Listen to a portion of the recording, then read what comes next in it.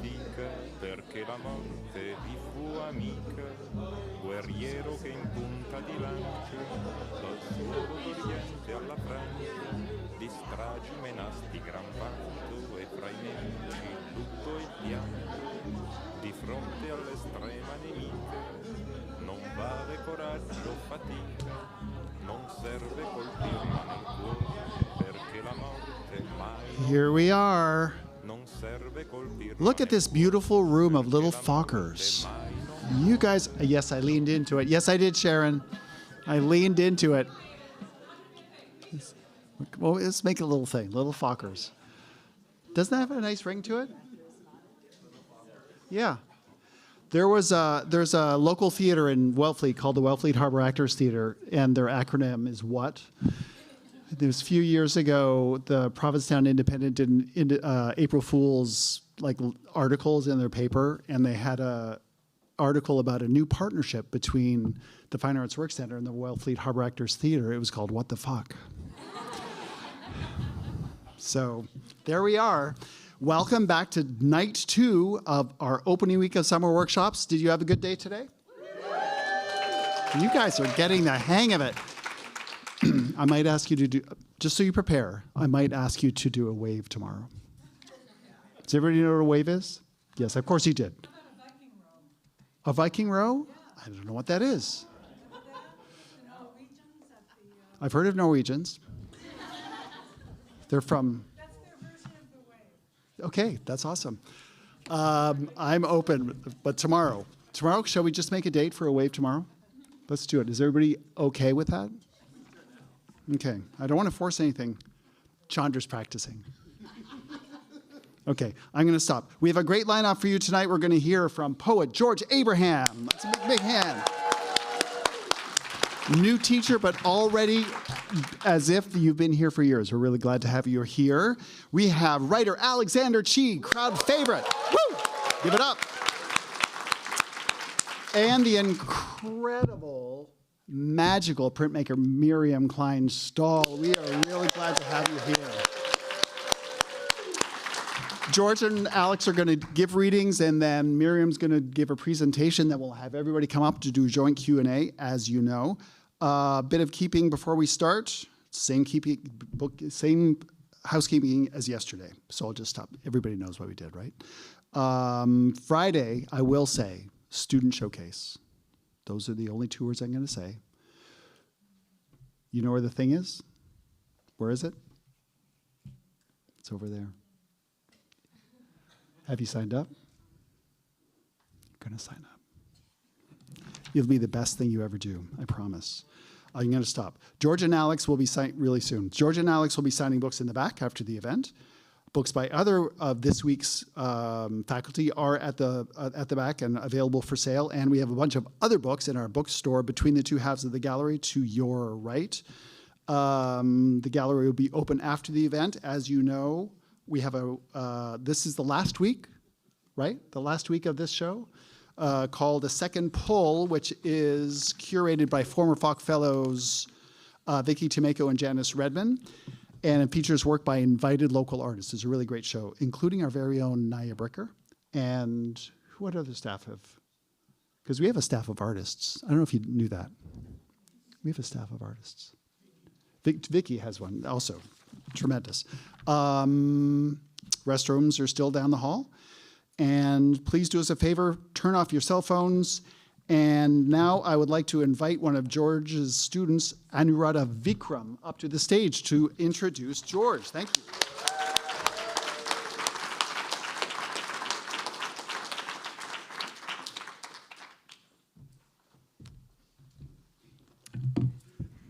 Okay, well, thank you, David. Hi, my name is Anuradha Vikram.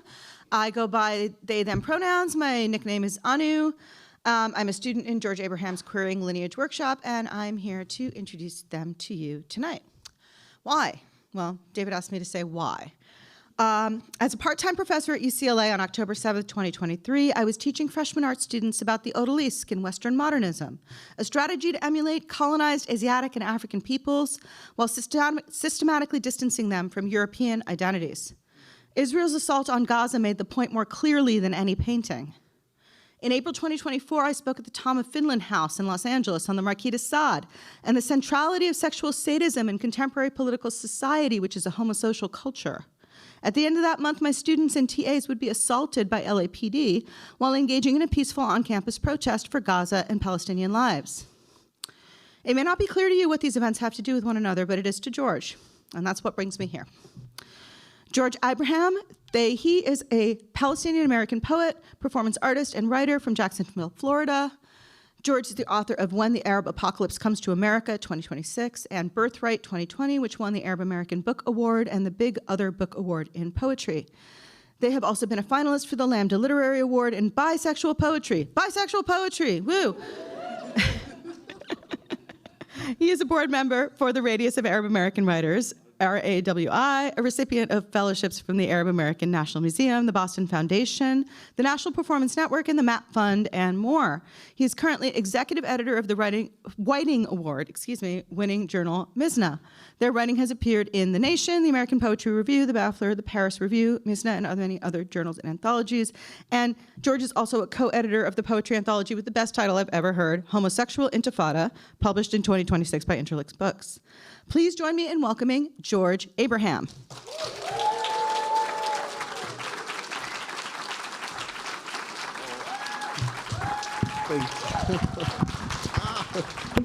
Thank you so much. Oh my God, it's what a intro, and I just told immediately when we got to meet our workshoppers on Sunday night, I just went to the room with all the other faculty, the Fokker faculty, and I was like, I'm obsessed with these Fokkers. Oh my God. So amazing, most amazing workshop ever.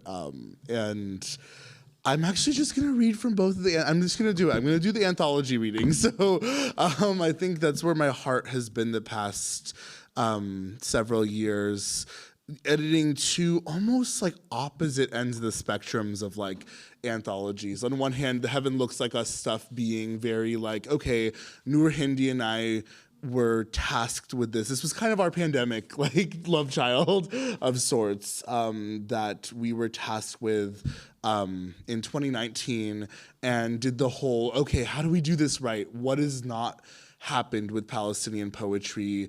Let's do our research. Let's talk to our elders. Let's get on calls across the world. Let's make this a big, abundant, transnational celebration of Palestinian poetry.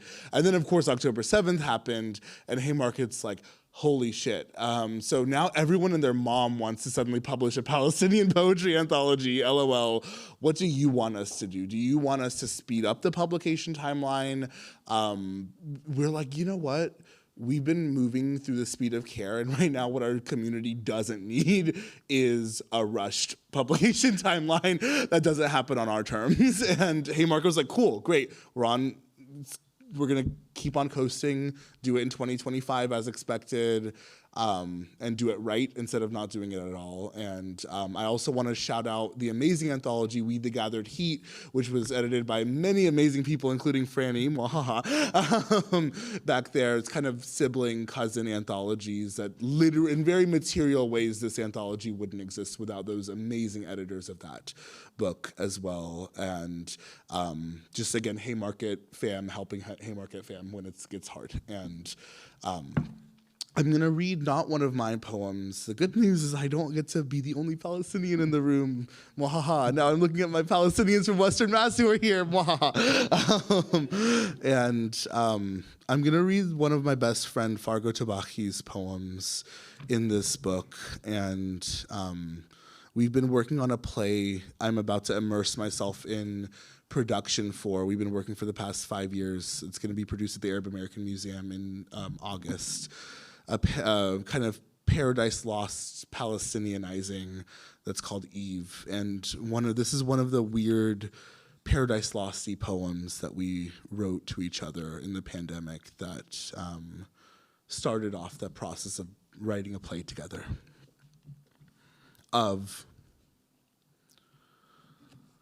Of my last disobedience to the restraints of the language of bone breakers, to the tyranny inside the gloved hand inside of, I dissolve it now. I offer it to you slaughtered like a purveyor of tear gas, gutted like a sustainer of museums. I beg you now, who from the last will be present, anchoring my every tooth, planted in a garden fertilizes by the ashes of Calandia. Rend my body, bring life to Arabs, bring water to wash my body of blood. I will be a wrath of, song of, blade and flame of, tooth and nail of. I will entomb the remnants of a board of directors inside my own heart.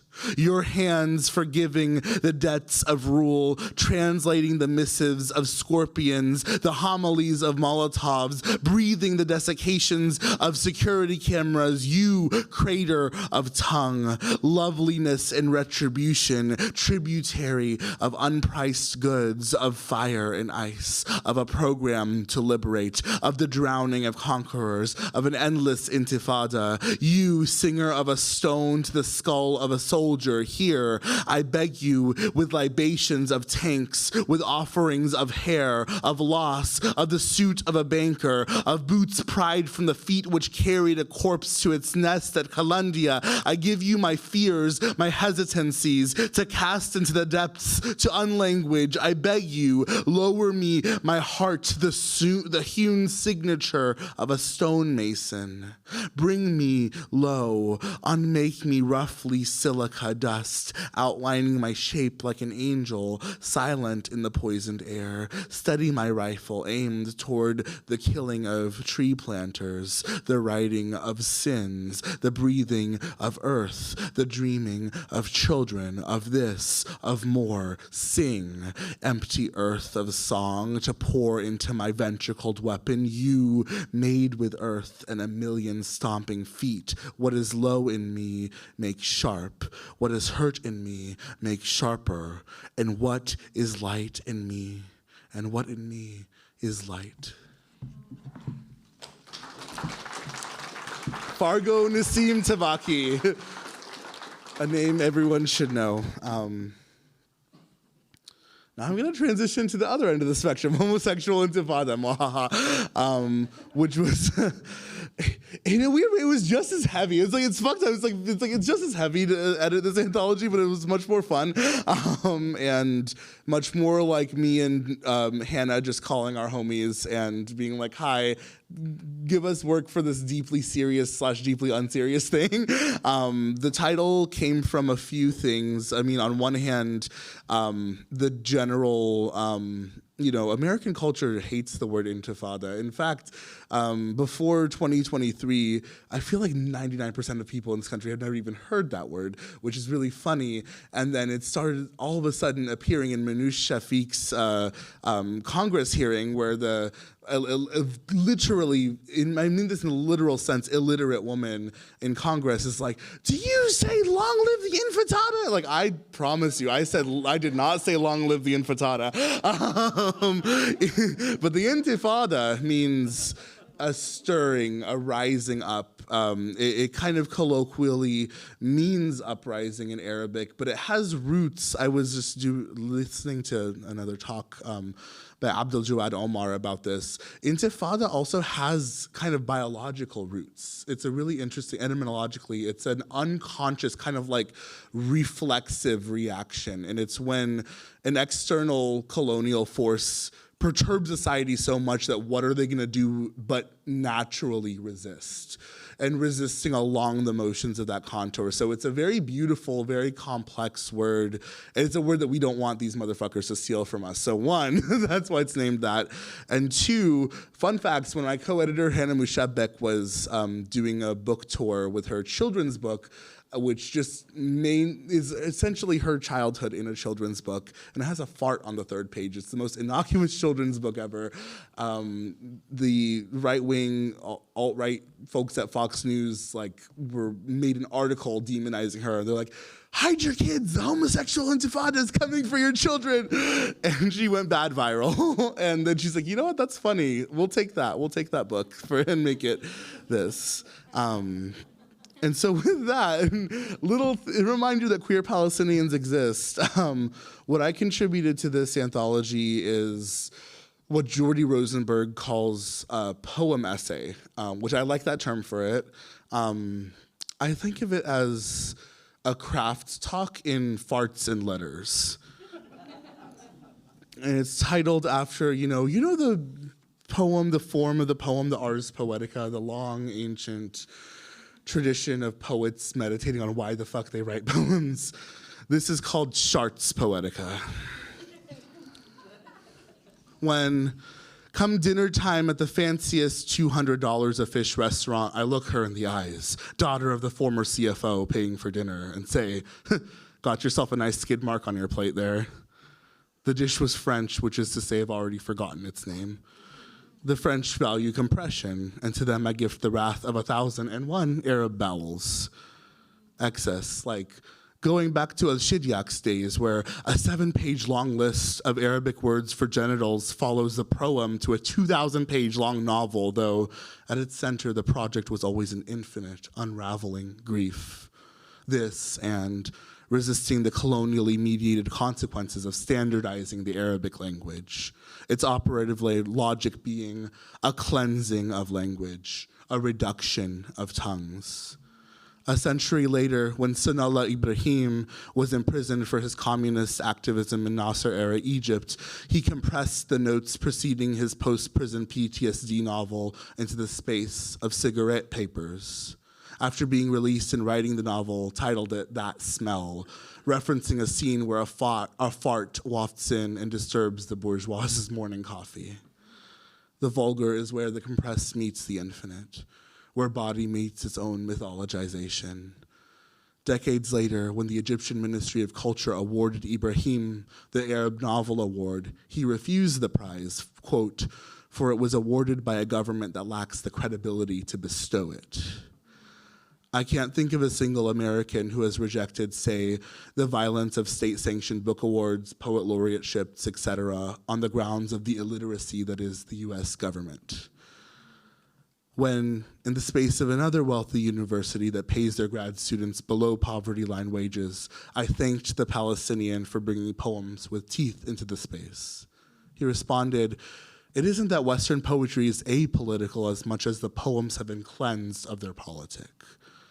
Example, searching for a volta like John Donne writing a poem that isn't somehow about bottoming for the Lord. Searching for the uncleanest poem to toss into the slush pile of another Stegner Fellow, humbled to be Wells Fargo, Amazon, Love is Love, Industrial Complex, Nationally Endowed Poet's Wet Dream. Titles include Capitalism, Eau de Toilette, Total Eclipse of the Chart. At the end of my charting, there was a floor. But where does a chart begin, really? At the doorway between ass and toilet? In the second mind of the gut resisting dairy? At the moment the milk exits the tunnel of the throat, when fluid meets the tongue like forbidden fruit and gushing against a gnash of bared teeth chart the temporality of my living, that which was once solid ending in liquid death. Is the gut then a bridge between the mind and heart or a critique of the mind-heart division? Example, when my father's heart did not kill him, his mind did. The small flare of his stomach saved him from his heart attack, but by the time he passed, decades later, his brain was incapable of processing hunger. Writing poems is like pooping. Sarah Kay told me this at a very formative moment. Sometimes it flows out of you like lava. Other times, you need to strain hard and force it out. Example, the prose poem as a poem of infinite line length until charts and register. To know the disgust over a line about charts as the kind of disgust Americans feel in their guts when they look at a body like mine, whereas the only Arabness I've ever known was a kind of cleansing, olive trees, etc.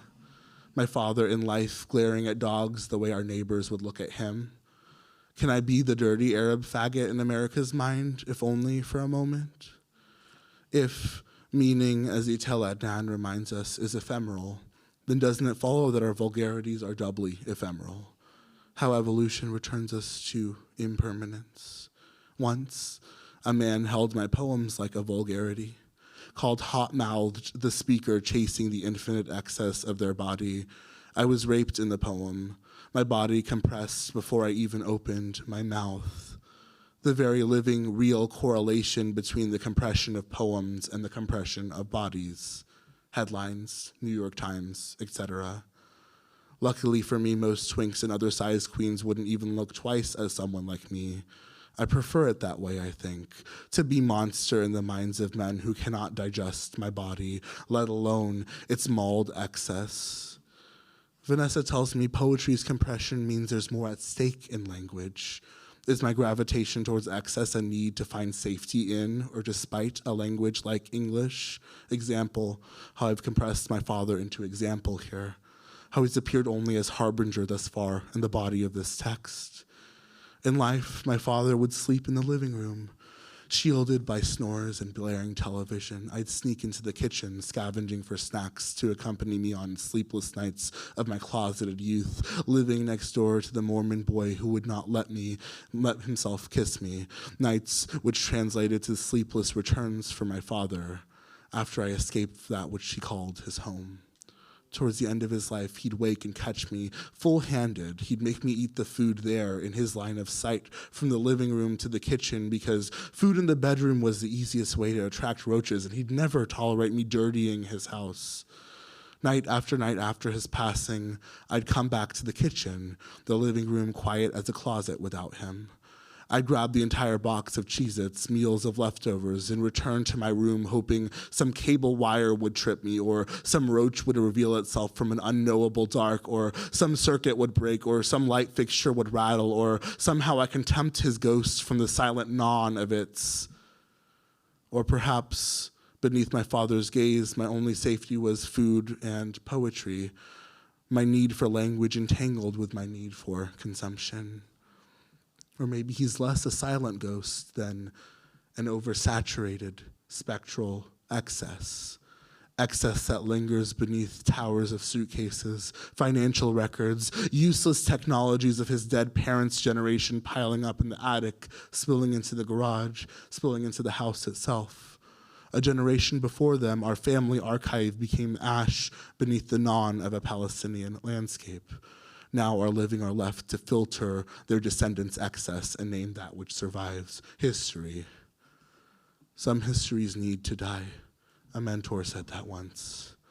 I come to the page and must choose between being gatekeeper or hoarder of excess, must choose between becoming an acceptable American poet or becoming my father. I want to break this binary. I want to expel this instead. My relation to Palestine is less one of blood, but of grief, a friend writes me. Example, keys, American addicts, olive trees, etc., etc. In the current state of American letters, most poetry is simply confession without craft. A friend overhears this from an editor at one of the U.S.'s wealthiest institutions. My first impulse is to say confession is the opposite of craft. How else to write with an estate or other gun to one's temple? Craft, like confession, is a set of expectations, but one that a poet can own, can navigate, can resist, can remake. Confession is the opposite of owning language. Confession is the compression of self into good citizen, the opposite of control. Example, suppose the metaphor isn't poems are poops, but poems are sharts. Write the poem you're most terrified of writing. I gave this prompt to students recently. A class later, I told them I was trying, but failing, to write my own poem about sharding. The poem could have been about my mother, how at the height of her alcoholism, she sharded in my car on the way home from a morning run on more than one occasion, how it took my father's death for her to get sober, how while going through initial withdrawal symptoms, all her gut could do was thank her. How my mother and I had opposite grief reactions in our bodies. She cleansed her gut while I filled mine to break my body into a small god of excess. The poem could have been about the dog my mother could have never owned while father was alive. How everything mama mothers turns into a shart nugget. How the dog made a habit of shitting on my father's favorite rugs. Like only there, he's very uncanny. In every attempt, the attention of the poem leads back to my father. Back to excess. Or perhaps my sharding was never about my mother or the disinheritance of my father's excess, but it was always about attention. How 6 months on psychiatric medicine left my guts bleached from the inside. How the most successful cure to my mind came at the expense of my gut. During my neurological tests, the moment my psychiatrist confirms a diagnosis is my reading test. She says, "You're in the bottom half of the lowest 10th percentile in reading speed in a data set comprised of high school students." She constellates this to an early language upbringing. How my primary caretaker was my Arabic-speaking grandmother, who passed away at a critical age in my stages of development, a stage when I couldn't distinguish between Arabic and English, when my father would have to socialize the English into me within a Florida landscape after his mother's death. Everything is in the language we use, Layli Long Soldier says. What to make then of the language that lives in my gut because it cannot linger in my mind? Are fragment and excess the only language that can stay in my body? Often the last word of a poet's first book is indicative of some larger wound with which the writer will wrestle their whole life. I read this in a tweet once. It's great wisdom. R.I.P. Twitter. Ugh. Stay. The last word of my first book, Birthright, is stay. The poem was about my then living father, who watched the book release but didn't live long enough to read it. Suppose the entirety of my writing then revolves around the question of what it means for a Palestinian body to stay anywhere, what it means to find language in a body of perpetual expulsions. Unlike English, which punishes run-on sentences, Arabic tends to operate on the punctuation logic of a comma.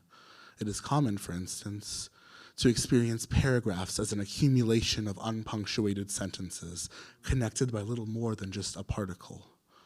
In English, punctuation is not just a border between sentences, but it's a signifier of affect within language. In Arabic, affect must exist independent of text, left completely to be gestured towards within the horizon of the body. Like history, some poems need to die, and that death can only happen in the body. I know no ending for this beside my body. I know no ending besides. Thank you all.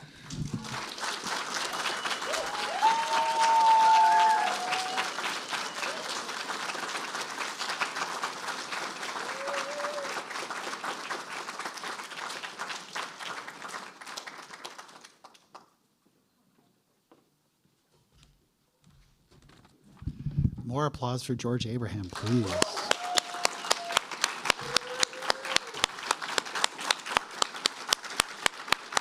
Amazing. Thank you so much. That was so powerful and beautiful. And thank you to Anuradha for your wonderful, where are you? There you are. Introduction. Thank you. And now I'd like to invite one of Alexander Chee's students, Michael Sadowski, to the stage to introduce Alex. Woo.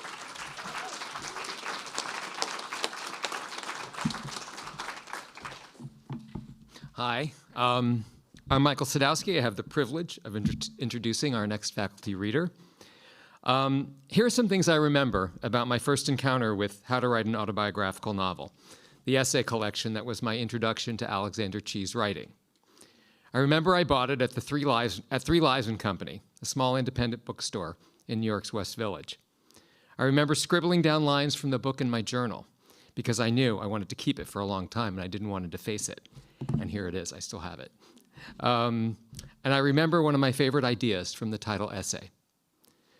When you begin, you are like someone left in the woods with an axe and a clear memory of houses, deciding to build a house. You decide you will teach yourself to furnish everything with that axe. You are the axe. The woods is your life. A daunting prospect. One's life is a thick wood, but also a freeing one if you think about it.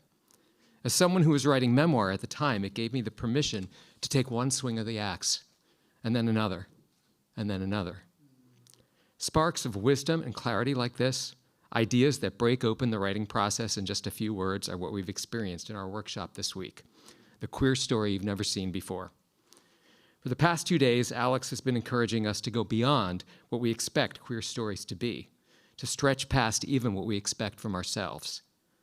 So far, we've played with ghost stories and speculative historical fiction, 2 genres I never would have dared attempt, things I thought had nothing to do with the comic novel I was working on. But they've pushed me to see my characters, their points of view, and their narrative in a whole new way. Alex practices what he preaches. I remember that immediately after I finished How to Write an Autobiographical Novel, I went out and bought Edinburgh, also at 3 Lives, if memory serves. The boldness of that novel went even beyond what I expected after reading Alex's essays. So much has been written about Alex's writing that my humble observations are hardly necessary, but I would describe it as fearless. And after Edinburgh, he had the nerve to take on a 500-plus page novel depicting the world of 19th century European opera in The Queen of the Night. Like I said, fearless. As for the more official accolades, and this is just a sample, I'm sure, Alexander Chee is a graduate of Wesleyan University and the University of Iowa. He is a 2021 United States Artists Fellow, a 2021 Guggenheim Fellow in Nonfiction, and the recipient of a Whiting Award. Other fellowships and recognition include the MacDowell Colony, the Virginia Center for Creative Arts, Civitella Ranieri, and Ledig House. His essays and stories have appeared in the New York Times Magazine, T Magazine, the Sewanee Review, and the 2016 and 2019 Best American Essays. In his blurb to How to Write an Autobiographical Novel, Garth Greenwell wrote, "Alexander Chee is brilliant and brave in equal measure." Based on my experience so far, I would add, yep. Just as he is encouraging us to stretch ourselves as writers, Alex is stretching himself in yet another new direction with his latest work in progress, Other People's Husbands. We're lucky to hear him read an excerpt for us tonight. So without further delay, here is the remarkably talented Alexander Chee.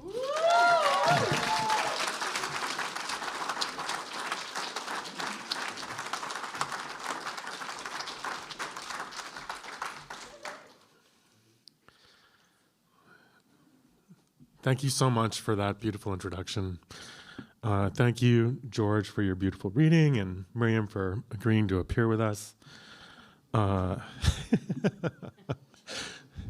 to David and all of the Fox staff, my students, all of our guests tonight, my patient, kind husband, Dustin, who's also, someone asked me, like, who's your best editor?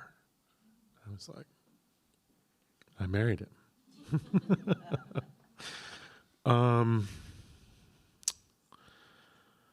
So yeah, Other People's Husbands started as something that I was writing in 2008 when I was the visiting writer at Amherst College, and everything there just seemed like it was ripe to be a sitcom. You know, there were, George is there now, so. I remember there were 2 administrators in the Department of English who were in a kind of quiet war, and one of them would come in the morning, and she would take a screwdriver and attack the screws in the light switches and sort of twist them in different directions. And then the older one would come in with a screwdriver and quietly turn them all facing straight up.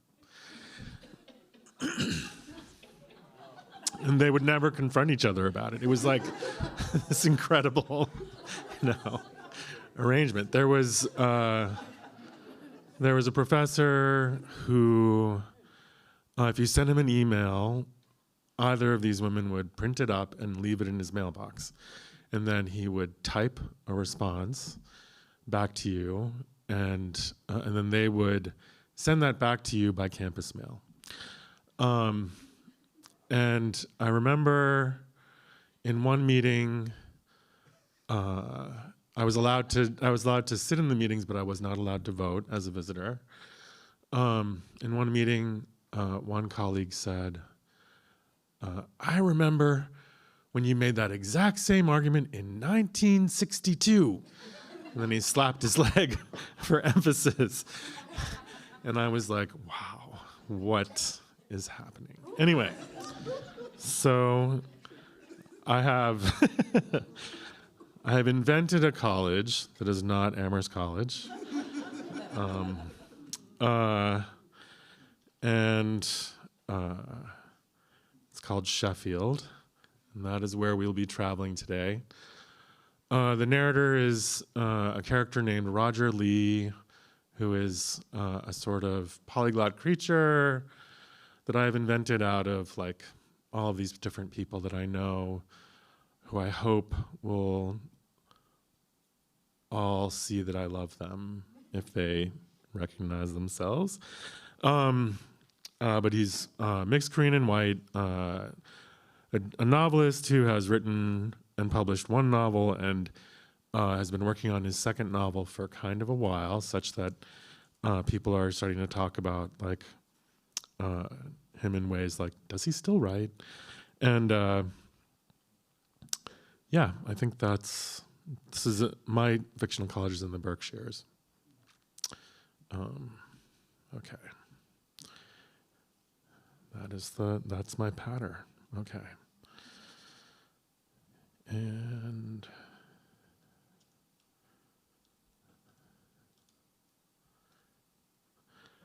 here we go. I never took any classes from the first Sheffield visiting writer I ever knew, the one who was here when I was a student. Sheffield is also his alma mater, by the way. So he's not just teaching there, but he was a graduate. I never took any classes from the first Sheffield visiting writer I ever knew, the one who was here when I was a student, but in a way he was my teacher all the same. I was interning at the Sheffield Summer Writers Conference in the summer of 1989, and the then Sheffield visiting writer, my predecessor in the role by about 20 years, who will remain nameless, was on faculty. I was the director's right hand, as she so often liked to tell me, for being reliable, a good driver, willing to listen to her stories, and every now and then I lit for her the cigarettes she told me not to tell anyone she smoked. The visiting writer was a white man from Ohio, and he had written 2 promising novels, a humorous take on being a single man in Brooklyn, New York, and then, after he married, a humorous take on married life near Kingston, New York, near where he had lived for a time on a fellowship at Bard College. I'm not just writing about my sex life, I promise, he said to the audience after the Sheffield creative writing director, Nina Black, introduced him that summer at his reading, and we all laughed when he began to read from a new novel about an affair. He was attractive in the manner of a TV actor, but not a cinema star, if that makes sense. Catalog, but not couture, as we might have said then. He was not the sort of man you leave your husband for. He was the one who might meet you in the garage, though, late in the summer for an afternoon or 3. Your garage or his, which is what he was describing in his excerpt. I remember the reading went on for far too long, 45 minutes. It would become a legend of a kind, but for that night, it was like a bomb had gone off in the middle of the conference schedule. And Nina was frantic during and then afterward, sending me off to quickly reschedule the reading that was supposed to take place after the reading at the college's bookstore a few blocks off campus. Because he was the first of 3 readers, each of whom were to read for 20 minutes, and the next readers for the reading that followed were theoretically in the audience. There was simply no way to accommodate that otherwise. I called, and when there was no answer, rode my bicycle into town and informed the store, and then rode back. And he was still reading. If you don't know this about the rarefied world of summer conference workshops and their faculty readings, you are never, under any circumstances, supposed to read that long in a group reading. There are readings staggered throughout the day. Each day is like a marathon for reading addicts, a Roman feast of readings.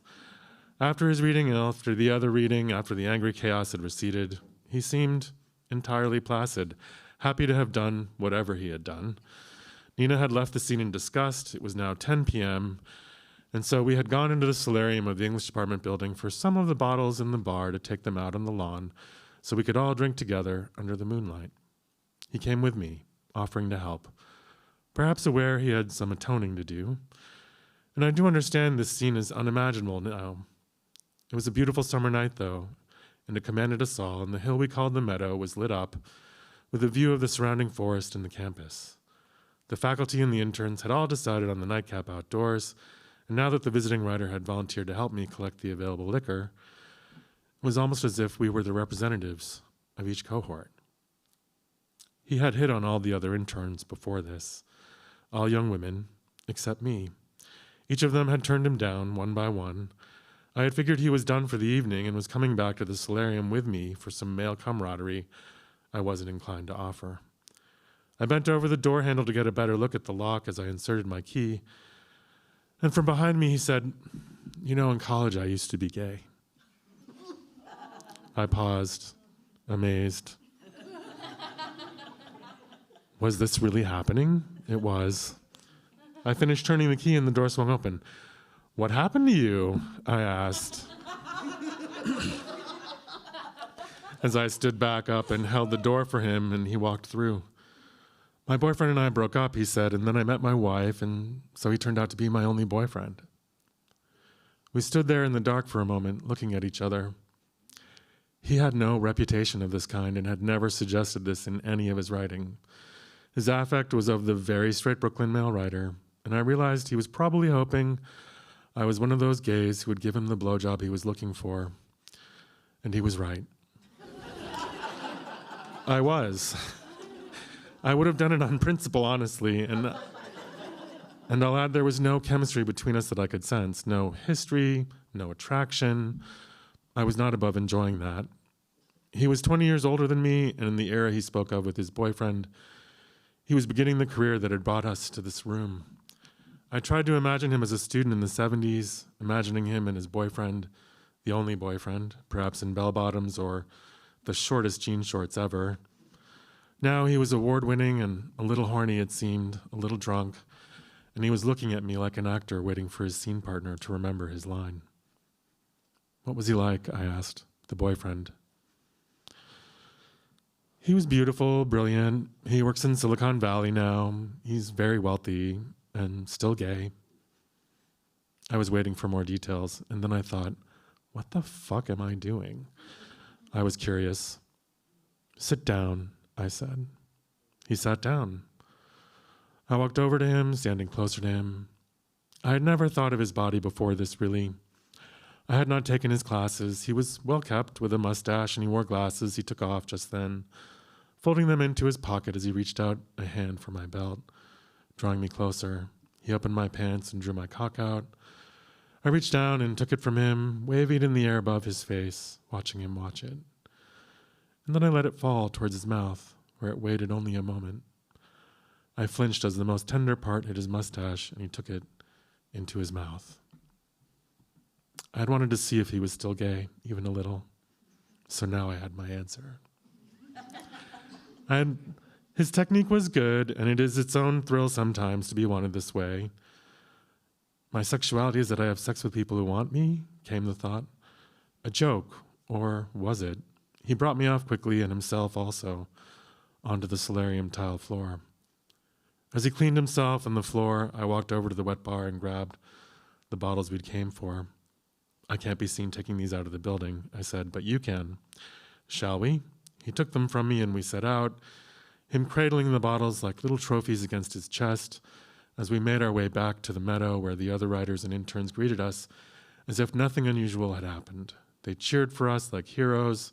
He smiled at me, grateful, it seems, for some kind of victory over his circumstances. And then I spent the rest of the night on the other side of the lawn from him.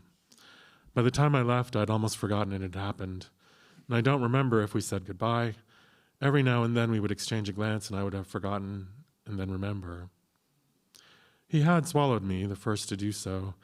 In 1989, it wasn't considered safe for sex, I knew, being as I was the safer sex educator on campus. It would be considered safer later. I had tried to pull out as a courtesy, but he'd held on to me until I was done. The next day, Nina summoned me to her office. I always enjoyed this. It was pure theater every time. Nina favored short skirts, mini dresses, statement jewelry, especially bracelets and bangles. She had excellent legs and wore heels that accentuated them, and she took stairs at a run, as if she were always training herself to wear them during a crisis. In a zombie attack, she would no doubt wear her pumps and one of her furs, maybe a knife tucked into a garter. She carried herself with a mix of sophistication and enthusiasm and could summon the impression she was excited to be wherever she was, no matter how boring. Her hair, worn down to her shoulders and wavy, dark and carefully colored as she got older, was part of this effect. She would sweep her curls from one side of her head to the other so that they fell as if carefully arranged, or she would even, if she was playful, raise it like a curtain flap, peering out from under, as she did this particular morning. Roger, she said, Roger, where did all of that booze go? Did the writing faculty really drink all of that? They did, I said. I loved that she called it booze. We interns, of course, had helped, but that was not the question she'd asked, and besides, from observation, I knew faculty drank about 3 times the amount of students on average. I had bought the alcohol for the solarium in town. Well, we'll need to go to the liquor store again, though I'm tempted to start taking it out of their checks. I shrugged as if to agree. We, of course, meant me. She would not be going to the liquor store. Then she wheeled her office chair around dramatically, her hair flipping also. Roger, also, tell me truly, did that man really hit on all of the interns? I knew from this that she'd spoken with at least a few of the other interns I worked with, and that she knew that I knew. He had not been careful or discreet about his propositions. I nodded. Yes, he did. He even sort of hit on me. So how to tell her? I told her a story that omitted me letting him blow me there in the solarium in front of the alcohol, which I suspected might ruin our relationship, and watched her as her eyes grew wider until the whites were exposed entirely around her irises, a peak state of amazement. Used to be gay, she shouted. Used to be. Used to be gay, I repeated. My God. Well, thank you. You should tell me these things. If you ever wondered, does Nina want to know this? Nina wants to know. Don't save it for your memoirs. Understood. I mean, use it in your memoirs if you ever write them. You're still not a writer? I shook my head. It was sort of my thing, my shtick back then, that I didn't want to be a writer. I was working the conference, but told anyone who asked that I had no interest in the world of writing and publishing that I knew about. I did think writers were funny. When Richard Bausch asked me to get him cigarettes and slipped me a $10 bill, I thought that was funny. When Robert Stone called me Sasha because he said I looked like a Sasha, I thought that was funny and allowed it. When James Robeson gave me money to buy everybody drinks and I slipped the money back to Mary Robeson on the sly, and she thanked me with a wink, I thought that was not just funny, but beautiful. Nobody I'd ever known was like this in Florida. The adults I'd known prior to this had seemed more defeated than this. But the writers, they wore the same defeats and more, and they did so more lightly somehow, if at all. I had turned down unwanted male attention before, and I certainly didn't imagine this visiting writer as a future mentor or someone I'd need a blurb from, or any of those situations that students never think about, but that might have made me feel, I don't know, more afraid or even anxious or disgusted or eager to please. I had neither felt pressured to have sex with him nor threatened in any way by what had passed between us. I had basically commanded him to blow me, and he did. A first time also, the startling feeling of being consumed somehow. I was sure, with the confidence of youth, that I wouldn't see him again after this. The story of the evening became a story that the director told all of the interns, who then were, of course, telling it to their friends. Used to be gay became a toast for us. Used to be gay, we'd shout and clink our glasses together. We joked about making T-shirts to wear to his lecture. But we were interns and had too much to do, and that never came together. Funny stories travel faster than probably any other, but while I don't know what Nina Black told his wife or what she eventually heard, he left Sheffield soon after the conference, and his wife left him shortly after that. On the day I returned to Nina's office as the next visiting writer, she gestured again to her chair, just like old times. Welcome back, Roger. It's so nice to see you. What a transformation time has wrought. She had a way of making my first name sound intimate, almost like she was calling me her son. The one intern who said he wasn't going to be a writer, now a writer. We laughed together at the boy I once was. The visiting writer, I said. And as if on cue, she said, he's at Yale now. Mr. used to be gay. She sighed and gestured at a chair for me to sit down. I did. He was a thief, you know. With her, this meant she was about to tell me. The library had to eventually write to him and threaten to tell Yale they'd hired a thief because of photographs he hadn't returned. Photographs he'd taken home for research, he said. He gave them back finally, but isn't that incredible? She didn't really need to say yes to that question when she asked.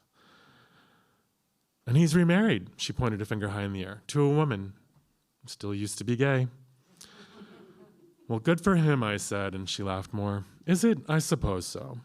I remembered that she and her husband had both gone to Yale, and that this was perhaps part of why she knew this. What were those photos of? I asked.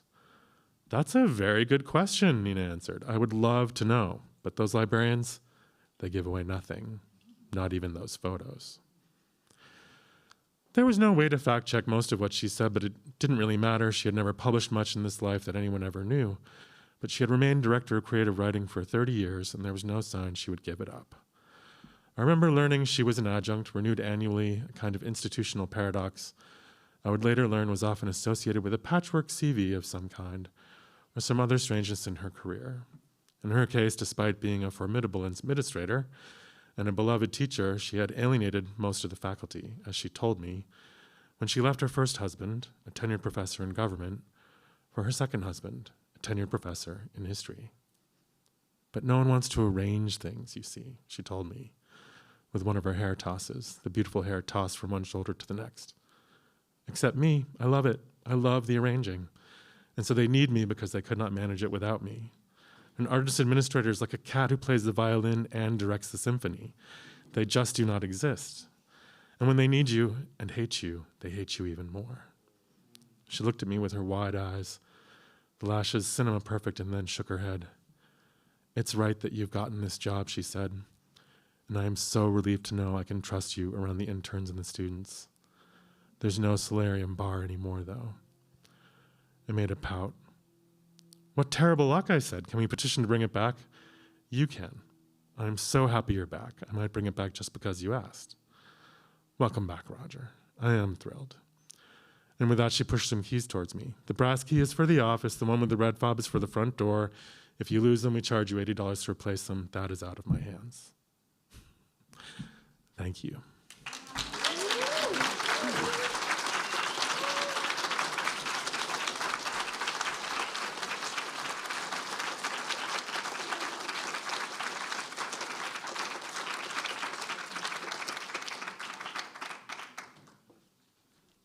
Alexander Chee, everybody. Let's give some more applause. Thank you. That was wonderful. And thanks, Michael, for that wonderful introduction also. And now, finally, I'd like to invite one of Miriam's students to the stage to introduce her, Noah Demlin. Please welcome him to the stage.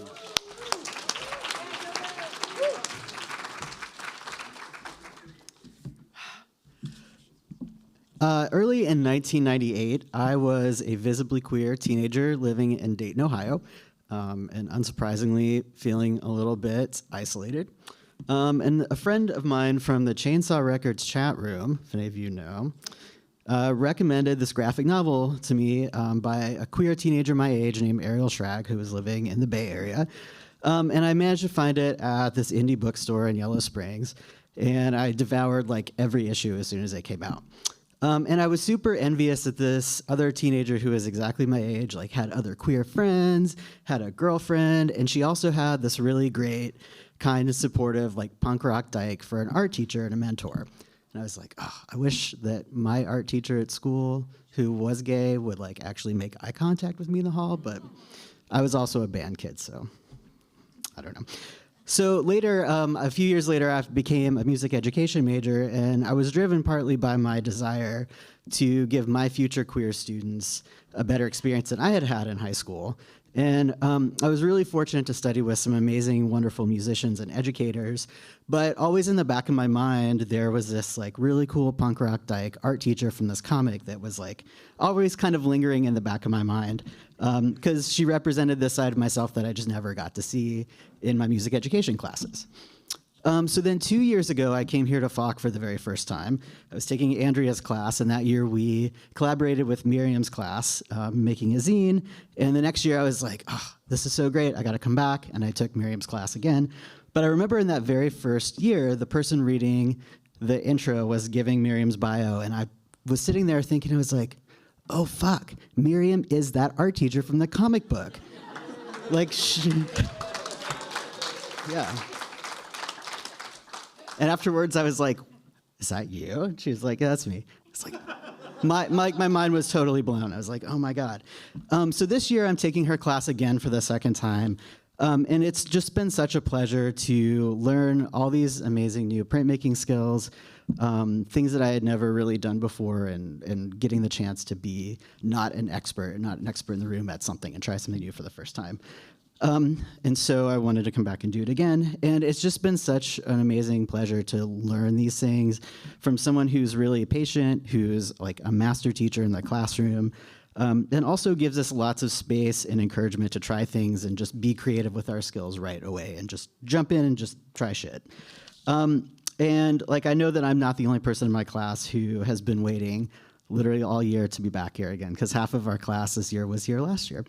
And the fact that like pretty much all of us spent the entire day and have not left Fox since this morning, and have been printmaking like maniacs, I think that right there is a testament not only to the power of coffee, but also to Miriam's ability to inspire students of all ages. So, yeah. So Miriam Klein Stahl, she, her, is a diasporist, artist, educator, activist, and New York Times bestselling illustrator of Rad American Women, A to Z, and Rad Women Worldwide. As an artist, she follows in a tradition of making socially relevant work, creating portraits of political activists, misfits, radicals, and radical movements. In addition to her work in printmaking, drawing, sculpture, paper cut, and public art, she is also the co-founder of the Arts and Humanities Academy at Berkeley High School, where she has taught since 1995. As an educator, she has dedicated her teaching practice to address equity through the lens of the arts. Her work has been widely exhibited and reproduced internationally. She lives in Berkeley, California, located on the ancestral and unceded land of the Chochenyo Ohlone people, with her wife, the artist Lena Wolf, and their daughter and poodle Odie.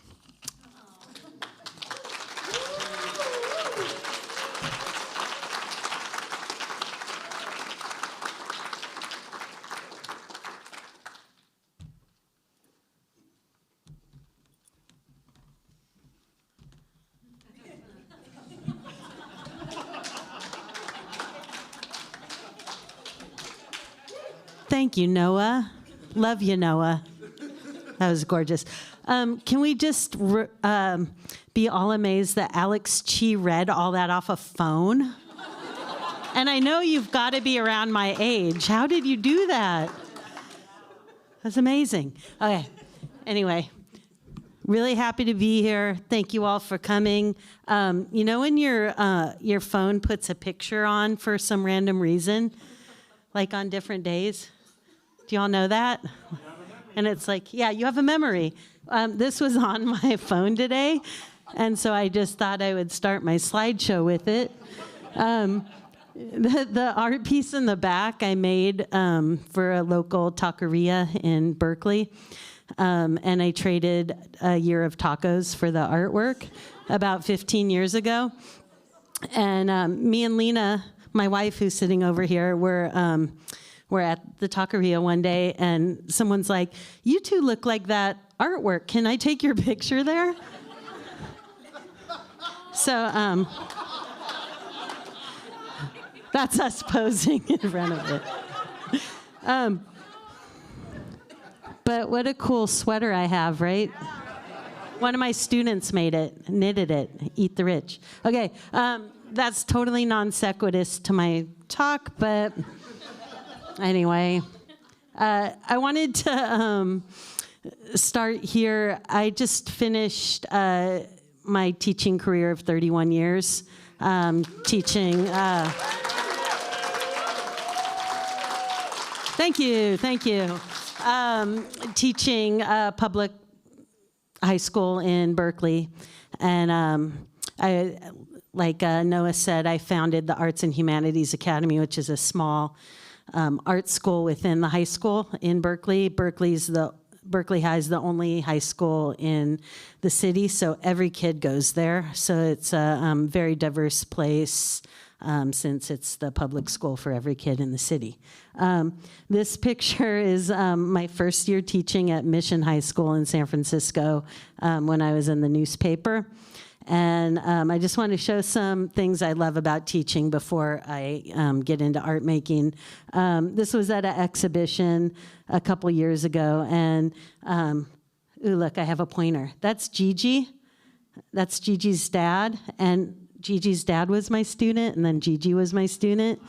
And so that is just like, I loved that. You know, Gigi's mom, sorry, wrong way. Totally fucking this up. Okay, I know the whole family, the grandma, the auntie, and that's one thing I loved about that job too, is like being in a place where you really get to build community, because at this point I know like a lot of families. Yeah. This is just some of the work that my students made. On the right, it's after George Floyd was murdered. My students did these big wood panels. They wanted to educate the school about Black history. And so I helped them construct these, and there was like 20 different panels with different topics. And then on the other side, there was some violence going on perpetrated by some boys at school, and a bunch of kids were not going to put up with it, and so they made these patches. Somebody wrote in the bathroom about boys that were accused of rape, and with a Sharpie, and so they made this image of a Sharpie, and it says, BHS Believe Girls, so it's Berkeley High School. And they, amongst themselves, they made a walkout, and almost the entire school walked out, and they set up workshops in the park across the street, and a lot of boys stepped up and ran men's groups about like talking how to be better men, and the girls got to just speak their truth of what happened to them. So just being an adult in a space where students can express these things has been like one of the greatest privileges of my life, to be the art room where I'm like, yeah, I can help you make all of those things. So not that any of this was like my daily teaching, but it was the benefit of being a mentor to young people that I love. This is just another project that I love doing. It was, and related to our class that we're doing at FOC, and it's quilt making, and they made different movements in California before the 1960s. So this is an image that was also in the newspaper. So you had like the beginning of my career and the end of my career. This was in the local newspaper, and I really was shy to get my picture taken, so I asked a bunch of students and staff to do it with me, and then one of the kids printed all of those, and yeah, it was pretty funny, and the photographer was so stoked. He's like, doing portraits are so boring. Thank you for doing this. So, yeah. This is where I was born. Los Angeles, California, if you've heard of it, right near all these highways. I developed asthma, and so teaching also was a great career for me because love the health plan. This is a really early influence. When I was about 5 years old, I got this at a garage sale for 10 cents, and it's a book, it's a novel with no words, and it's about an artist that sells his soul to the devil to become famous, and then he gets famous, and then he's like really sad and miserable, and realizes like he was much happier when he had like friends and community. And so like, I think it was an influence, like, I want to be an artist and I want to have friends and community. And also, I didn't realize at the time that I have a learning disability with words. And so a book with all images really like was important to me and continues to be. This is an early influence on my gay life, Bert and Ernie. I drew them on my birthday cake when I was 7. I think I couldn't figure out the other eye, maybe. There's Love and Rockets. Yeah, Love and Rockets fans. Also massive influence on my art making and my first crush, Maggie and Hopi, comic book characters. Also big influence on my art was punk and also the art associated with it. I have no musical skill, but I love being a fan and listening, and also the art and the logos that are up here, you'll see had a big influence on my graphic bold style. This was an early portrait I did when I was 15 of my mom, and my style's not changed much, so I thought I'd show it to you. Screen printed. Other early influences were just skateboarding, the freedom and fun of it, and also zine making. And Homocore was a zine that came out of San Francisco, and I was in LA skateboarding and realizing that I was a big homosexual, and I was like, oh my God, there's a place in the world where there's punk queers. I have to move there. And so because of this magazine that I got at my house in LA, I moved to San Francisco when I was 17. When I got there, I went to a Different Light bookstore, which some of you Bay Area people know, and there was a ACT UP demonstration outside where like about 200 people blocked off the street and were laying down on the street, and someone went around with chalk and outlined their bodies to kind of represent the government just ignoring death. I was part of that. Alex was there. So then I did this portrait of Alex after the presentation. So that's like one of my early artworks when I was, in my teens in San Francisco.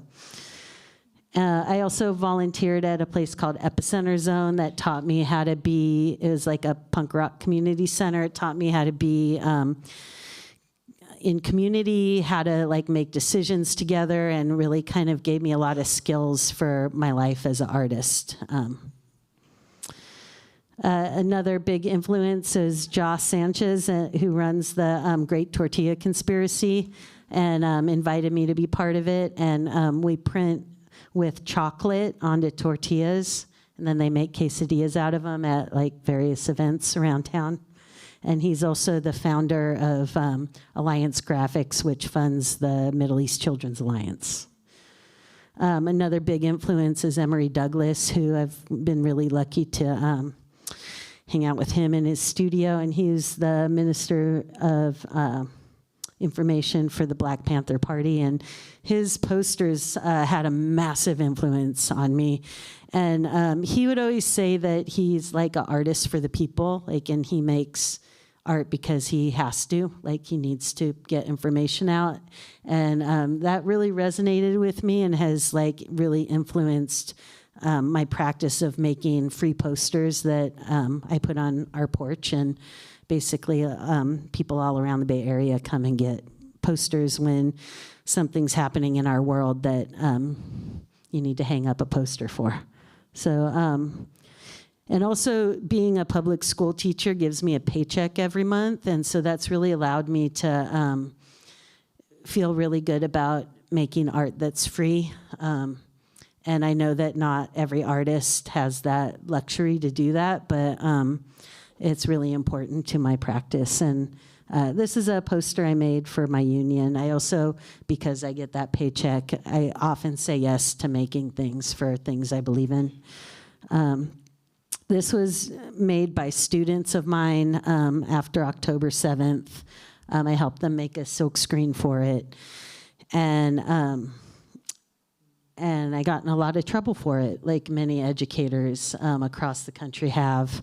The Brandeis Foundation brought a claim against me, calling me anti-Semitic, and this claim has like 3 pages of how I'm anti-Semitic, which is insane to me. And some of the things are really ugly posters they attributed to me. I was very offended by.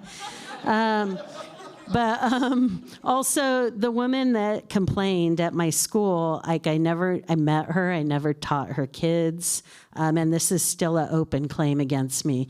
And so I don't want to make light of the educators that have lost their jobs and are continuing to be harassed and getting death threats. But I just decided to be like not pay it any mind, mostly because Angela Davis rocks the design. So I'm like, who cares about the Brandeis Foundation, you know? So, yeah, some more images here. This is me and Lena, the city of Berkeley. We had all these right-wing zealots coming to UC Berkeley to try to make a point of like, this is the land of free speech. And then all these people from out of state came saying, we're here for free speech, and we're really violent with our townspeople. And so the mayor asked us to come up with something. And so they printed how many of these posters, Lena? 500,000 across different cities. And Lena really has spearheaded this campaign, and now the state has this whole campaign called United Against Hate. And the Nazis that were coming to town ended up being ran out, so that was good. Here's some more posters. These are kind of the things that are on my porch in Berkeley, if you're ever around there. I believe in this. This is an old Queer Nation sticker that I made a paper cut of. And then those guys were that was from the first Gay Pride Parade in San Francisco, and I just tagged myself on the end of them with a brick. Just thought I'd throw some butch visibility out here of some of my favorite people. Favorite poet for you poets out there, Pat Parker. This is a gorgeous poem. If you don't know it, one of my faves. And then I think a filmmaker's in the crowd that made a Barbara Hammer documentary, so I threw that in there. That's Frank, the Jewish lesbian folk singer, on the left, and Peppy Littman was a drag artist in the early 1900s. This is my best friend, Daniel, who's in the crowd, and and this is part of exhibition at the Oakland Museum, which is my favorite museum. That is like the best show that I ever had. And they let me make portraits of 200 feminist women and gender nonconforming people in the East Bay. And so I tried to choose people that are known and also just like workers and people that around that I knew of that I wanted to highlight. And the museum also let me make those jumpsuits that me and my collaborator Kate are wearing, and and the museum workers wore them. So then the portraits were like walking around the museum, which I loved. And then they also let me print 5,000 zines, and they also we did. This is a thing that you put up to your ear. The show was called Work, and so we interviewed the living people that were around about work, and you could listen to the interviews. And then the zine, these are words from the interviews. That's the cover of the zine. And those are everything's hand cut out of paper with an X-Acto knife. And all the portraits are hand cut with paper. And then the zine looked like this. So it just had a quote from the interviews, and then the portraits in them, the 200 portraits. this is our friend Kamau, and one thing I loved at the museum, which he's doing in this photo, is people would come in and be like, that's my school librarian, or like, that person sells me tacos, you know? So it was just like something I loved about the exhibit. It was just like hanging out and listening. It just made it feel like our small town and letting people be known. And then my other favorite thing that happened, this is Erica Huggins, who is an educator and was in the Black Panther Party right here. This is a portrait of a young Erica Huggins. And when I was bringing my big suitcase of the 200 portraits to the museum, I saw her on the other side of the street and I yelled, Erica Huggins, I have a portrait of you. And she crossed the street and that's her holding it up. Isn't that amazing that that happened right when I was walking in? She just happened to be walking by. Yeah. Skateboarding coming back through. This was at the SF MoMA last year. For I was in a show about sports. This is funny. Yeah, so they had that, and then they had some of my skateboards in there also. These are some books that I made, children's books. Totally into this pointer. This was the first one, and it was all the words are by my friend Kate Schatz, and I did all the pictures in it. Again, these are all start out with a black piece of paper, and then I draw on it, and then I cut with a blade. Is how they're made.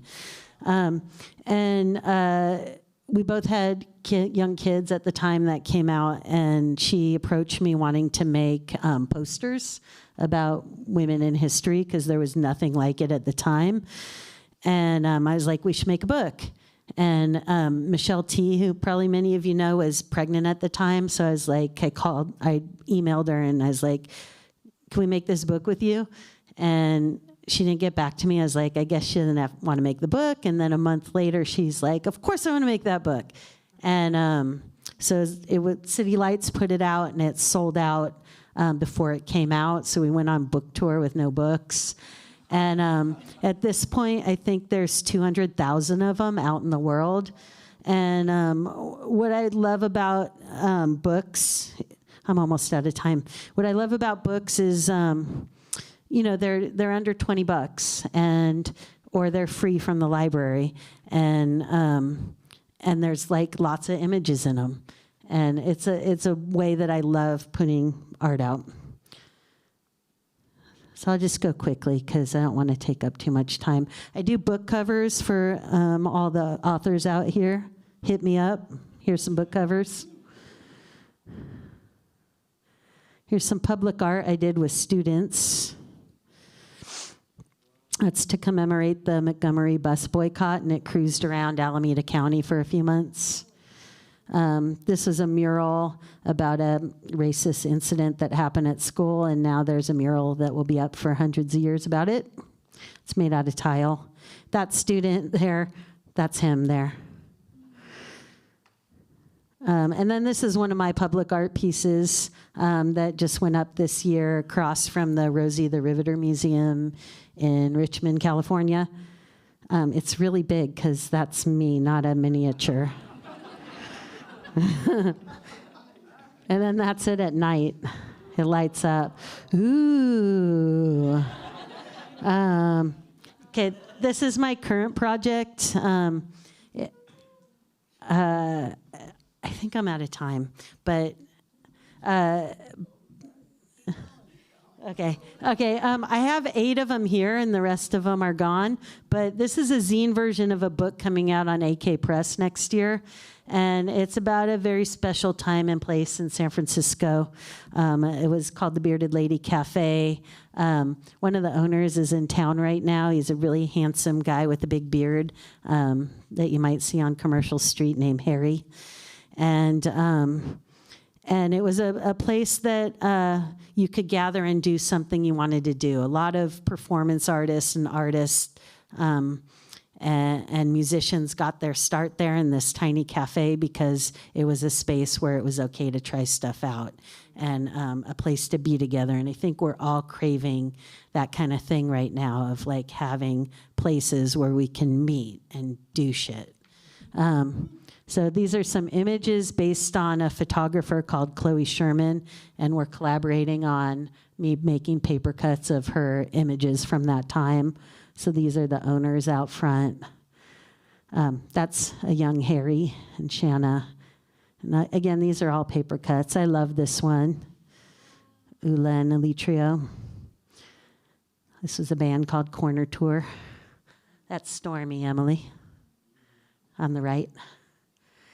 And then I like to just carve in wood. Like I said, words have been hard for me my whole life, but I really like working with them. And so this is like a current art practice as I go on walks with my dog and find scrap wood, and then I carve words into it. These are mug shots on mugs. I just like making objects. I'm really shit at selling them, but I like making them.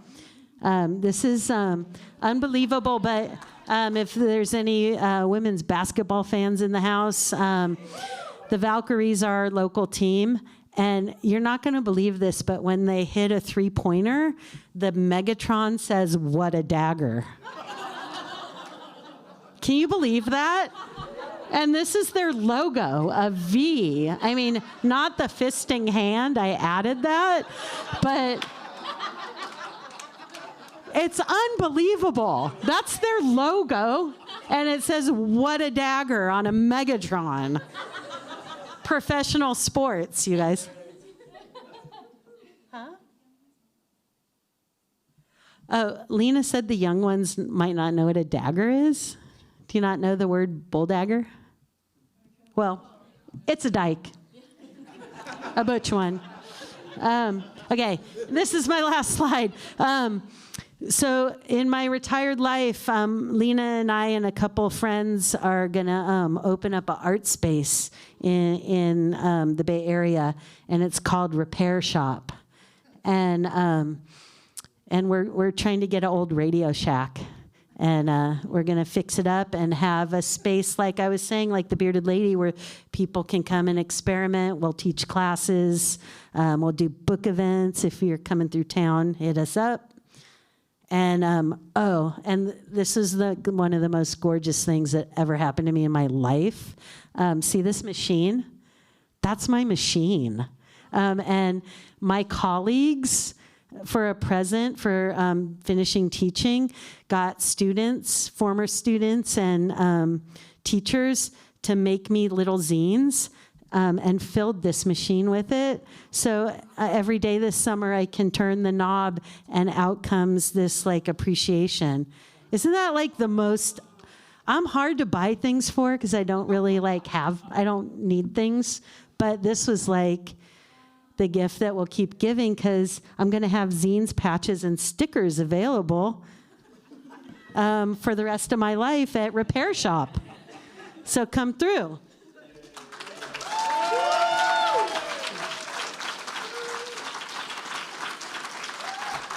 Thank you. I'm sorry, David, I have one more thing to say. I brought stickers for everyone in the crowd that promote queer visibility one, and I have some that say dyke, and then we're doing my printmaking class here is doing a fundraiser for FOC, where if you would like to have FOC yeah on a shirt or something, or if you would like to have I got FOC'd at Queer Week 2026. We're going to print these for you. You can come tomorrow and bring us something. Commercial Streets has like bins of $5 shirts or whatever. And all you have to do is make a donation from $1 to $2,000 to the Fox Scholarship Fund, because we want people to continue to have access to this beautiful place.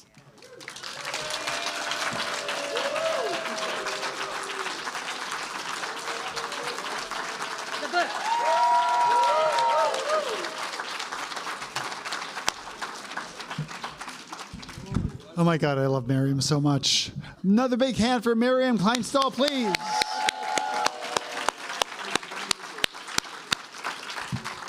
Who's going to get a t-shirt tomorrow to get that on it? Right? 2 gifts. Oh my God, it'll never stop. Can we get all of our fabulous teachers back on stage to do a Q&A?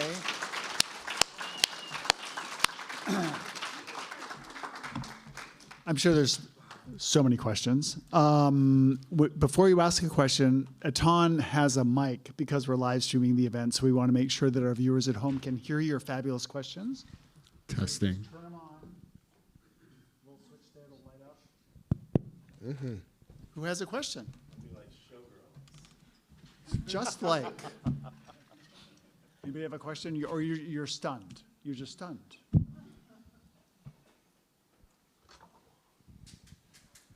No rush. We're not going anywhere until someone asks. I'm sorry I took so long.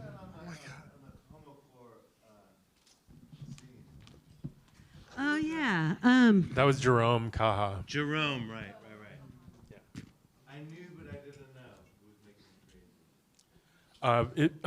know. Visual artist, drag artist, a friend of mine used to wear a pin that said, "I don't speak English," because people would run up to him and like be freaking out about his drag. And so he would just do this.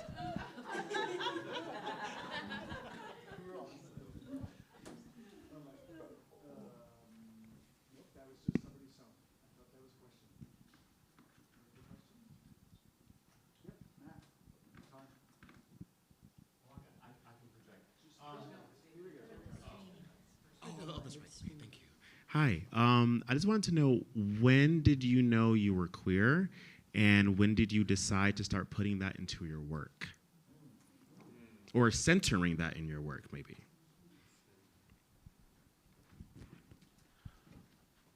I knew when I had a dream when I was 12 that I kissed a boy, or that a boy kissed me, rather. I kissed back. And I had a crush on him, or what I realized in the dream was a crush. And then I woke up and I said to myself, "Oh, I'm gay," which isn't quite the same as being queer. And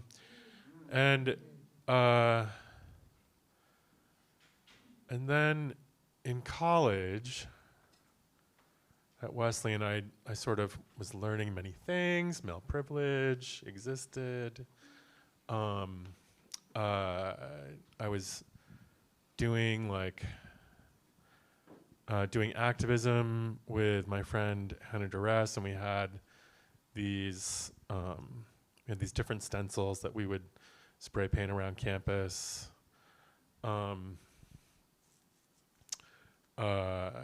With slogans. It was 1986, 87. I remember one of them was "Fuck Safe or Die," which is kind of ruthless, perhaps, by today's standards. We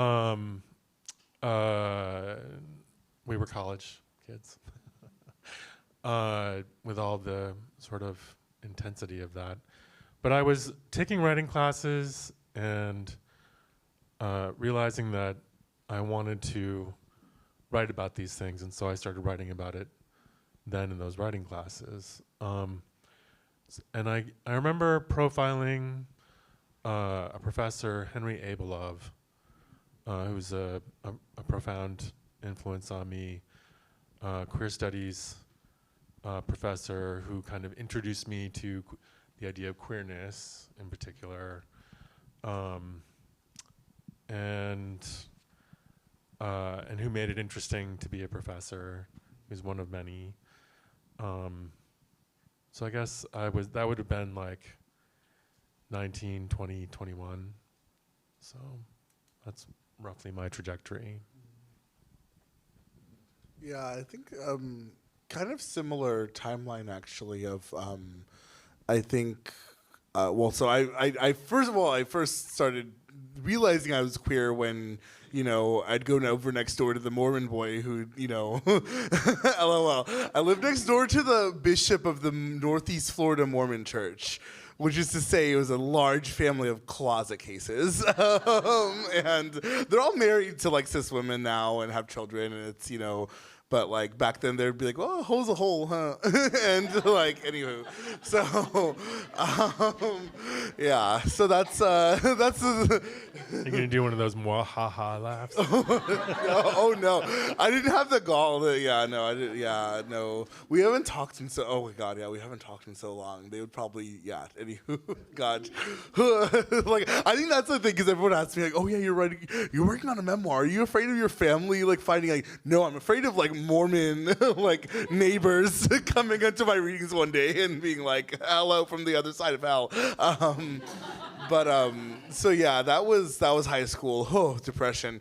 And then I went to college, and college was when I started, I guess, you know, and for me, like writing, I guess not about queerness, but into, I guess, queerness, because for me, I think like we were talking about this in workshops too. Queerness is for like, I think more useful as a lens, as like I think it was Anu who said it, queerness as strategy, in our workshop of like how queerness is like more, for me, the interesting thing of queer literature is how you see something, how you see the world being queer, not just like insert representations of butt fucking as like a particular male gay aesthetic, you know, even though I love obviously things about butt fucking. For me, the thing that makes things queer is the thing that makes things queer is the how, the lens through which you see, much more so than like the content. And you know, and even in editing both of the anthologies, some people were like, there's so many queer poets who sent us things for Heaven Looks Like Us that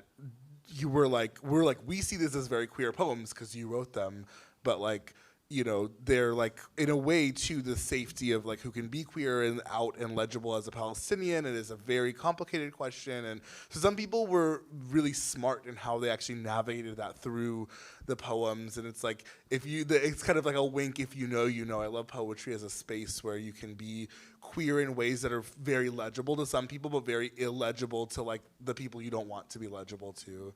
And yeah, it's great. I mean, yeah, Palestinians are queer everywhere. It's amazing. Like in Gaza too, you know, and everywhere. Yeah. Well, I showed you with Bert and Ernie already. So I think I was, 5 or something, and I was like, I want to live with my best friend and sleep in the same bed. And now I do with Lena. I think Frank, PH with the hard C, the Jewish lesbian folk singer that I showed you a portrait of, she's a mentor of mine, and she kind of showed me the kind of queer I want to be. And I stand on the shoulders of a lot of people, and that's one of them.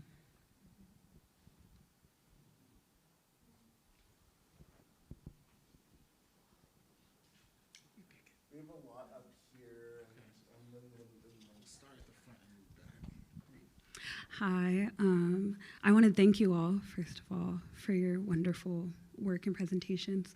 I'm also, like Miriam, I'm a public school teacher. I teach middle school. And I tricked y'all into clapping for me. I'm just asking a question. But I wanted to ask a little bit about, as educators, how you kind of balance your, I guess, educator self with your artist self, and your activist self, and if there are any distinctions there, and how those different roles or hats inform each other or influence your work. And also, I guess, this is a multi-part question, but how you kind of navigate institutional silliness and whackness in the midst of creating. Yeah.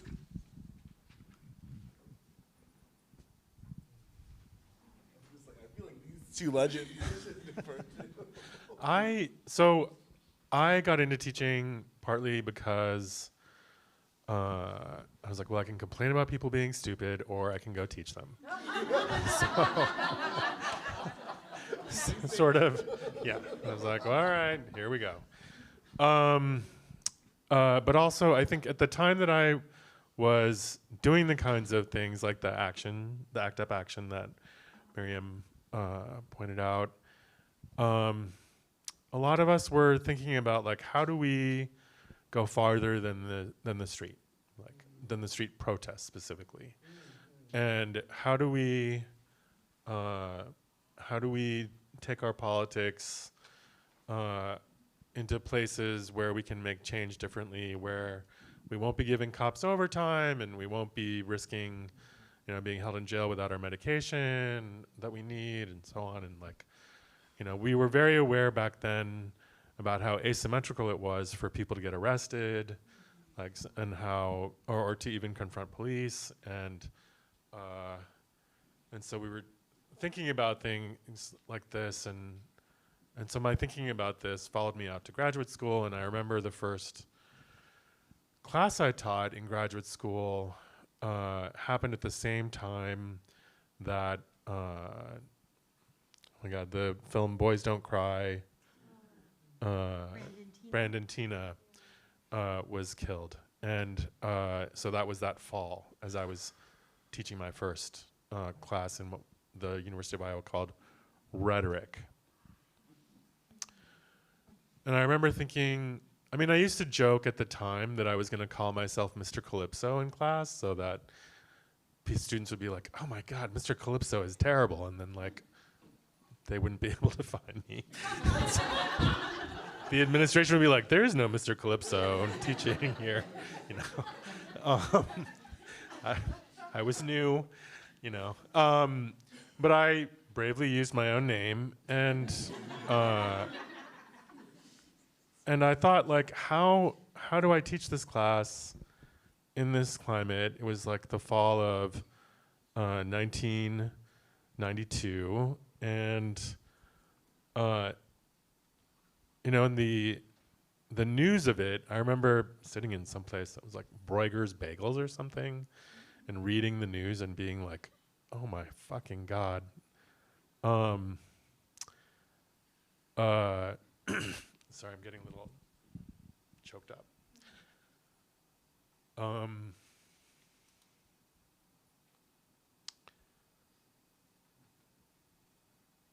And I think the thing that I realized at the time is, as a teacher, it was my job at the time to teach my students a relationship to language, and that they were going to be teaching across a wide variety of across a wide variety of subjects, and so I did feel an obligation going into the class before this had happened to like think about like how do I hold a space open for all these different kinds of kids who have all these different kinds of interests, and that was how I began.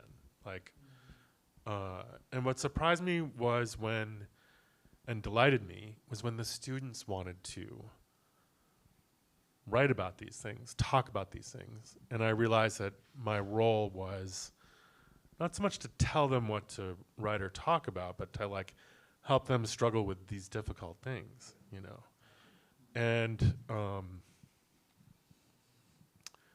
my fears at the time were, like, I didn't know anything about teachers' unions. There was no graduate student union that I understood to be a part of. I didn't know what sort of power I could have at the time that we speak of.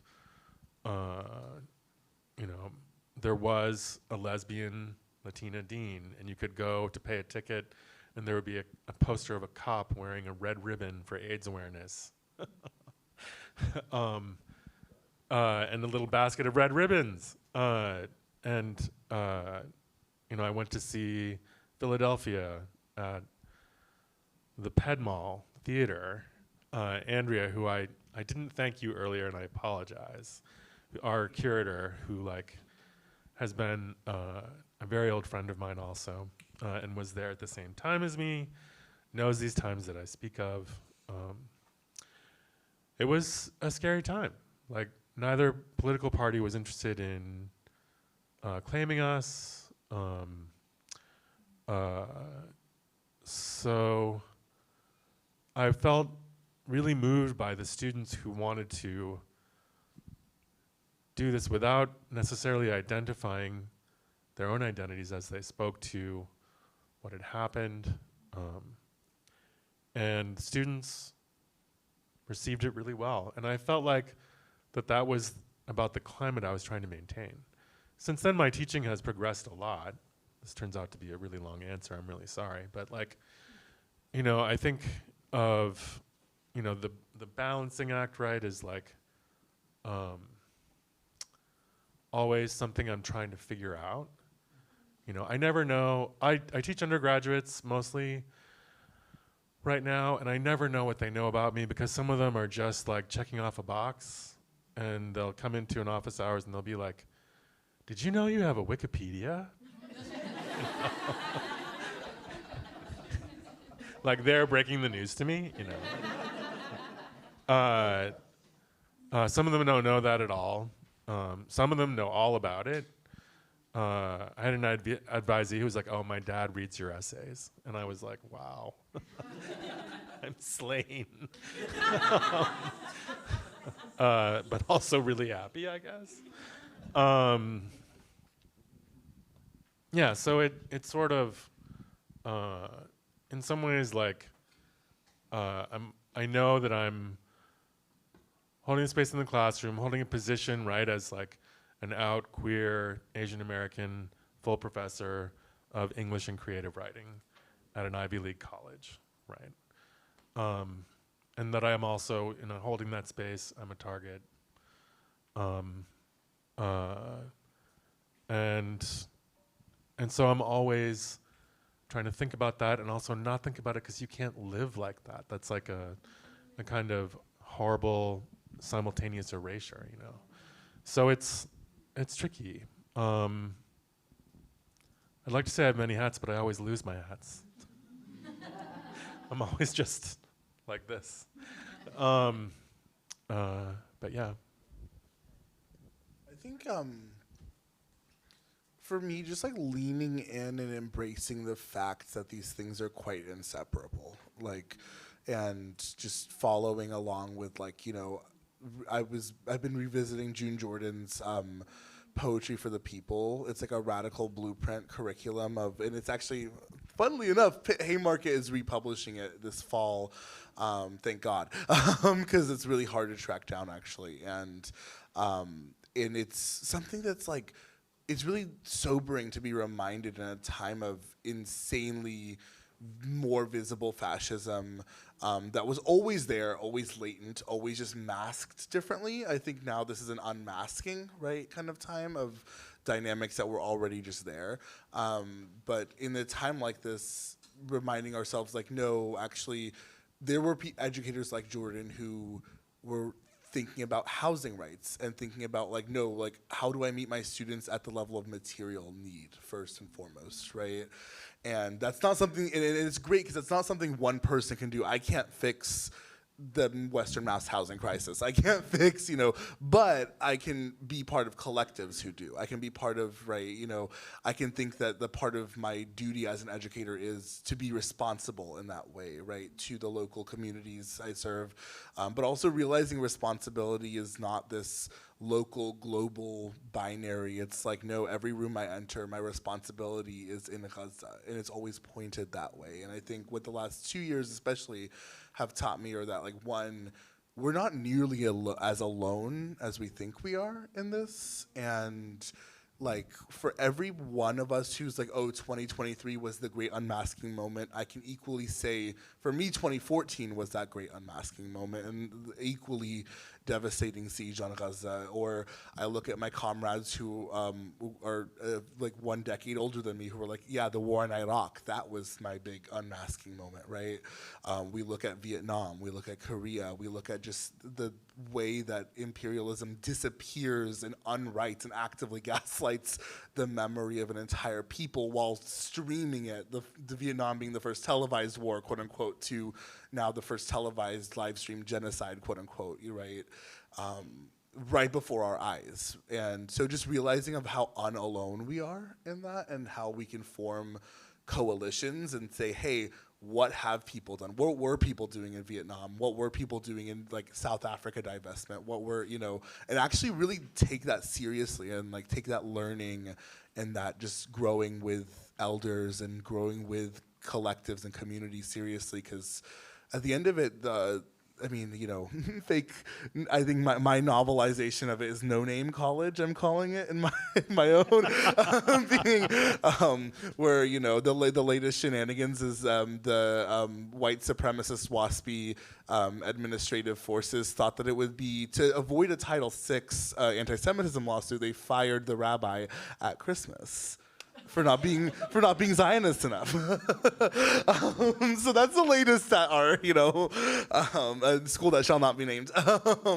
And, again, just, it's comedic. It's Amherst. Yeah, LOL. Yeah, and again, it's and so just realizing that, and then we you just poke at the tip of the iceberg of the bullshit of these institutions, and you'll see so much horrific shit. These are all fake-ass places. These are all places that just they put up a performance with elaborate marketing schemes and money. And their power is their money, essentially.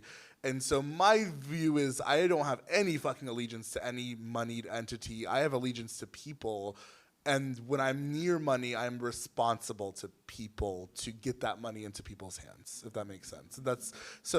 We can't change the powers that be, but we can change how we extract from them, how we hijack them, et cetera. We can get creative about that. And that's kind of where I like merging these, things of pedagogy plus, yeah.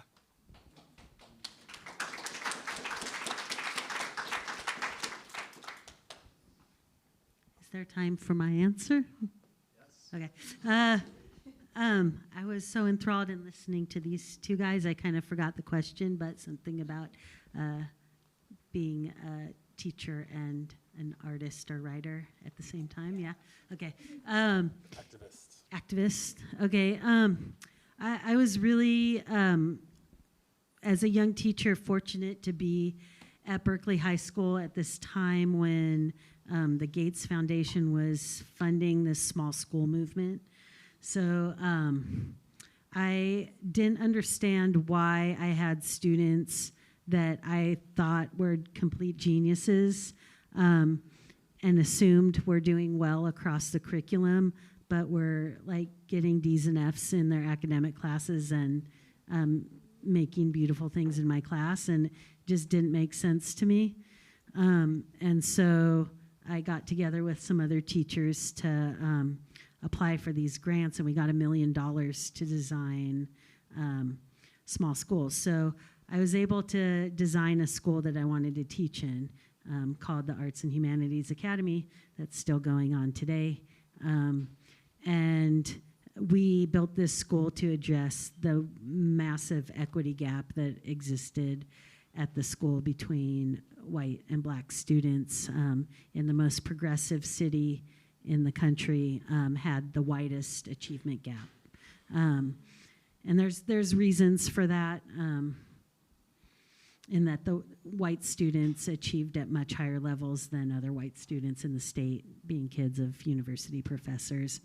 And a lot of black families opted for private school that had resources because of this equity gap.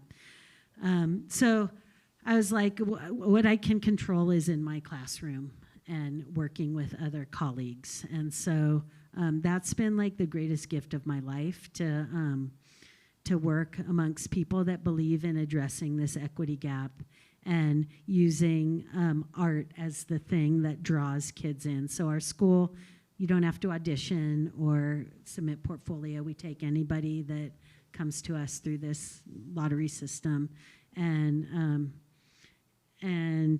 work with the kids that are in front of us to get them served the best way that we can and give them the skills they need to succeed in life. And so that's I think that's been my life's work. And creating that school also just let me be more of myself at school.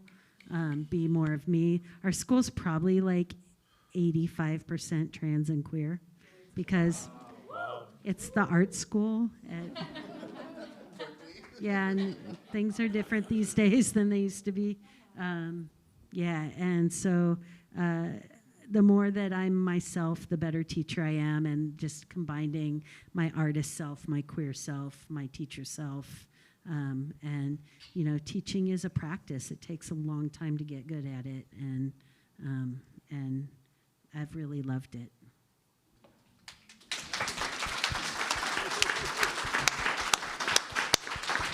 Great place to stop. Big hand for our faculty tonight: George Abraham, Alexander Chee, and Miriam Klein Stahl. We have a bunch of books by all the speakers, including Miriam at the back, that are available for sale and for signing. And free stickers. And can we all reiterate our thanks again to Andrea Lawler for bringing the magic of this? When I grow up, I want to be Andrea Lawler. And come back tomorrow night to hear Andrea Lawler in their faculty event, along with artist Ilana Sabdi, who is here. Woo! Thank you, everyone. I'm so glad you read that piece. It gave me so much joy. Okay, so I am going to take you aside at some point this week and explain to you my theory of inality as like an Asiatic ontology that contradicts anality is Asiatic ontology. Yeah. I need this article like so much. I really wanted to ask you a question about writing. It's like it's different from